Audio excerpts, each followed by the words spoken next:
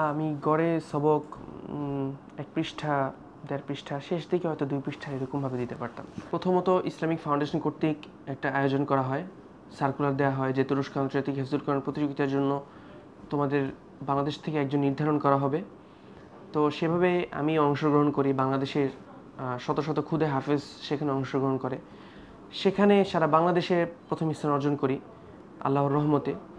অতঃপর তুরস্ক আন্তর্জাতিক হিফজুল কোরআন প্রতিযোগিতার জন্য প্রস্তুতি শুরু করি এবং তাদের কাছে যখন আমার নামটা পৌঁছে যে এবার বাংলাদেশ থেকে মুয়াজ মাহমুদ তোমাদের প্রতিযোগিতার জন্য নির্ধারিত হয়েছে, তখন তারা আমাকে 3টা বাছাই করে অনলাইনে।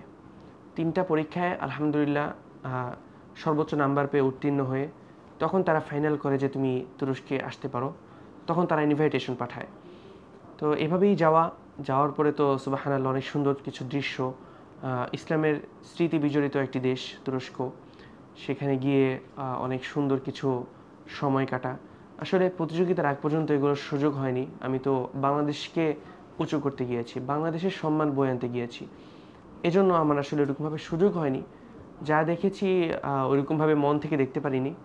প্রতিযোগিতার পরে ২-১টা যে সমস্ত স্থান দেখার সুযোগ হয়েছে সেগুলো দেখেছি এবং যেরকম হযরত ইব্রাহিম আলাইহিসসালাম, হযরত আইয়ুব আলাইহিসসালামের তাদের স্থান, তাদের সেই স্থানগুলো জিয়ারত করা হয়েছে এবং পাশাপাশি অনেক সুন্দর একটা নদী, ২ পাশে পাহাড়। তো সেখানে জাহাজ দিয়ে সকলকে ঘোরানো হয়। এত সুন্দর দৃশ্য সুবহানাল্লাহ। ২ পাশে পাহাড়, মাঝখানে এত সুন্দর নদী।